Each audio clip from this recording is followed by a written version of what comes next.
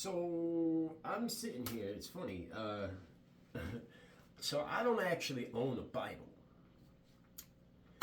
I know it's like who doesn't own a Bible these days? I might have a Book of Mormon somewhere, but not a Bible. Also, AA and NA and Buddhist and all this other crap, right?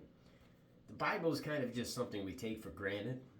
You know, it's like it's that book that's always been there that people tried to like show us before to tell us that we had to obey a bunch of fucking principles that we didn't agree with. Well, in a roundabout way, I study science, but huge history, science, physics buff, chemistry, everything. I'm into quantum physics and specifically magnetism and energy. I'm not going to get into that, but I will say that through life and seeing all the other religions, just having a great appreciation for other cultures, I've basically learned that like these principles that are behind the words. It's like anything you read that's not happening to you right now that you can document and like record and say, hey, this is happening right now. It's just a story. You could say that it actually happened and this is history, but the truth is it's not actually happening and you didn't live through it. So as far as in the grand aspect of things, it didn't fucking happen to you. It's just a story. It's all stories. Even when your friend comes back to you and goes, hey, I was in Cancun and this happened and blah, blah, blah. Like that all happened, but it didn't happen to you. So it's just a story. So if you're going to get anything out of it, you're literally getting concepts and ideas and feelings and principles from stories, okay? We have to realize this. So in a roundabout way, life kind of God has the last laugh in my life, at least, because enough things happen that it goes beyond coincidence. I wouldn't call myself a Bible thumper. I guess you could say I'm Christian, just because I do believe that there was a man who was of God. The Spirit lived in him, and he was a real person, and he really truly loved you. He loved me, and was willing to die, not just suffer. He was willing to become a sin eater. And this is a concept that we don't really talk about much. A sin eater are these people who kind of walk around and they see the pain and the hurt. And like, come on, we're all people. We're in situations. We all go into a situation and it could be like, well, you could get your way, but we don't really ever think, oh, he's not getting his way, so he's hurting. But if he doesn't say anything or fight for it, then he was willing. So he willingly, while you were being all hubris and greedy, the people you don't even pay attention to are eating your sins. You don't have to see it that way. But now that you heard it, you know it's true. So yeah, I don't care what God or what entities you believe in or whether or not others were able to exist. There is a one, and I can prove it with physics and science and all that. We're like, if you haven't heard yet, then, stay tuned because I'm sure I'll be talking about it. But through some very complicated science, we can pretty much prove that there is a one, an all, a source. And whether you believe in simulation theory or freaking grand unification theory, you can't deny that the Creator definitely knew. He knew. He made everything perfect. He knew you before you knew you. He loved you before you knew what love was. Most of us still don't know what love is. We know what lust is. Anyway, so the lady next door kind of just threw this my way, and I thought it was pretty epic that it came at the right time. And generally, I pray in my way. Every meal, you'll never fucking not see me say at least thank you for the food. And that is me literally paying my respects to, you don't know what goes through my mind when I say that. I'm thinking of the hands that made it, the people that had to prepare it, grow the food, do the nutrition, like package it and get it there, whoever, whatever had to happen, even the people who had to make the money to get the stuff, or the credit card that it went on, the financial institutions, like it all. Yes, we could say, I would do it myself if they weren't there, but they're really making it easy for us. So come on, I mean, there's a whole process that goes into that. And if you just never think about it, then you end up being a brat, and you throw out food, you don't care, you don't appreciate it, you don't eat certain things, and we waste a lot. We just waste a lot. But, even if you don't waste a lot, energy, you talk to your plants and they grow better. Well, that'll be the same for your food and for what you put into your body. If you treat your body well and you treat the animals and the plants and the ingredients you put into it well, that's an Italian thing. We know that. We know, those old Guidos, when they cook, they say, oh man, this tastes so good. Yeah, because you put love into the meal. But then you go to the local dive and you see the guy just doesn't care, flop, flop, flop, and it comes out on your plate and you're like, or you hear him yelling in the back and you just you eat this meal and it just doesn't rest well with you. The energy does matter. I mean, not everybody's sensitive to it. Some people couldn't care less and just shovel stuff and poop stuff and don't ever even realize that there's a whole cycle involved. But I pray. I pray in my way. I give thanks in my way to people, to things, to God. But I'm speaking to God. I'm always speaking to God. And but this is cool. This is cool to be able to say, oh, it's Thursday, and read it. That's praying. I make a point of it. I have my cup of coffee in the morning, or maybe my third cup of coffee in the afternoon. I'll go out and I'll sit and I'll read it. But I'm reading it, and I'm sitting there thinking to myself, I'm like, man, this is what I do. And then immediately I start thinking, the hubris wells up in me. I'm like, this is already what I do. But, and of course everybody, to a certain lesser extent, most people are going to do that. They're going to say, hey, I knew this already.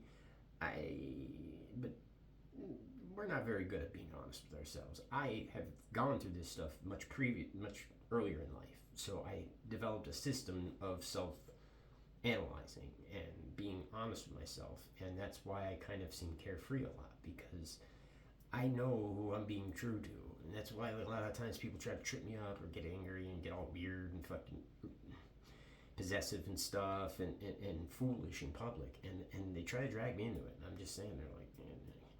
I know that most people just think that I'm a fool, or I don't know, a simpleton. But I see what you're doing. And quite honestly, if we were honest with ourselves, we could say we try, but we're probably not really living these principles. In fact, this is the thing that bothers me most right now, currently, in our society and the way things are going. Because they're chasing people away from churches. Why? Because, come on. First of all, they're gaslighting the hell out of everyone so that they could push an agenda. They're just basically picking things out that they, whatever they want to do, they have their agenda, and then they go along and they go, oh, look at this. This is what we got to attack. Okay, let's attack this in any way we can. Well, how can we pick this apart? Boom, we picked it apart. All right, next step. This is what's happening. You just have to know that. That's how power works. But, we're kind of giving them the reason, because most people, and I will say this is the problem people have with going to church. Well, I don't even go to church. I don't want to go to church. I'm probably one of the more spiritual people you'll ever meet. Kind, loving, true, honest, sincere, I'd give you the shirt off my back, and I think people know that about me. But I don't go to church because I walk around and I just see these people who are like, yes, I'm so godly. I mean, come on, look at what I did last Thursday. I ran the picnic and my kids all go to CCD and blah, blah, blah, blah, blah.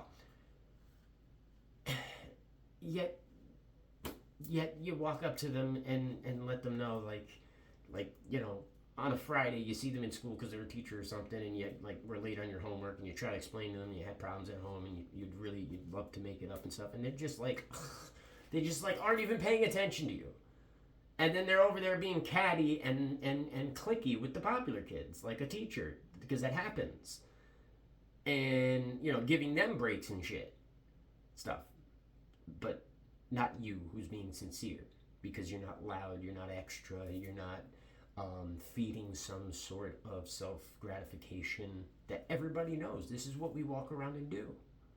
Okay? So people literally wear it like an armor. In fact, I posit that they only are drawn to it so that they have it to be able to say, look, I go to church, you can't say this about me, or I can use this as like some kind of defense in some certain situations. Or it gains me favor in certain circles. We know this. We know this. But yet you look at their lives. Yeah, she goes to church every Sunday, but goddamn, why is she screaming at her kids so much? Why won't she let them see their dad? Like, really, people, I want you to think about this. Nobody's perfect. Nothing's perfect but God. So even if you do own a Bible, you're not going to be able to practice every single principle to the T every day. But the difference is going to be in the individuals that you see who have been through things and actually use those things to learn and to grow. And I don't think it really matters what religion you are. Okay? What matters is the spirituality, is the connection to God, is the knowledge that you are not pleasing the person. You are pleasing God by being kind to the person, by being loving, by being accepting. We are all the same person. We all just grow up differently, go through different stuff, have a penis or a vagina, black or white. We're all the same. Even the guys who have autism, I'm sorry to tell you, this is going to blow a lot of people's minds, but I know this is a fact because I've worked with special needs children, literally, since I was a kid. They're there. They're in there. They just have issues. They can't communicate. They can't quite put together, coherent stuff. But they're still in there. And my biggest point is, if you had a person who was there and aware, and this is proven because we could do it with children, but all you ever do is treat them like a rocking chair, eventually they're just gonna act like a rocking chair.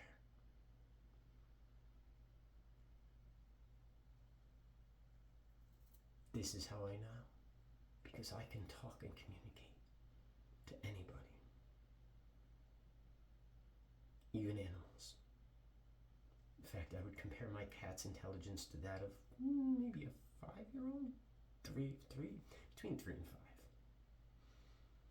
Not that she's a 3 or 5-year-old. In fact, I think some people, the harder they have it, the less they can communicate. I think there are areas they excel in that we'll never know about. So, that's all I really wanted to get into, guys, is, the whole going to church, Bible, spirituality thing. Yes, classically, people are people. Anytime we group up, there's going to be shittiness. We are now, because we used to all go to church, blaming the shittiness on the fact that it was church, and it's not. Because we just grouped up somewhere else without church, and the shittiness has only gotten worse. The gaslighting, the avoidance, the lust, the pride, the gluttony.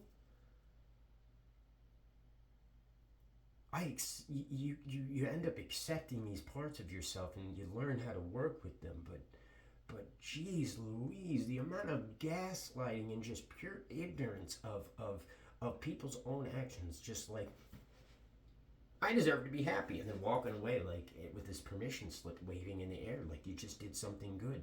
No, you just fucked somebody over. You just sinned really bad. There is no outlive your life or I gotta worry about myself.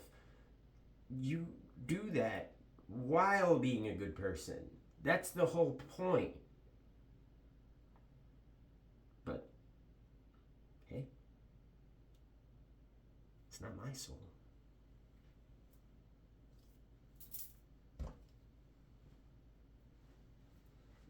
Though if it was, or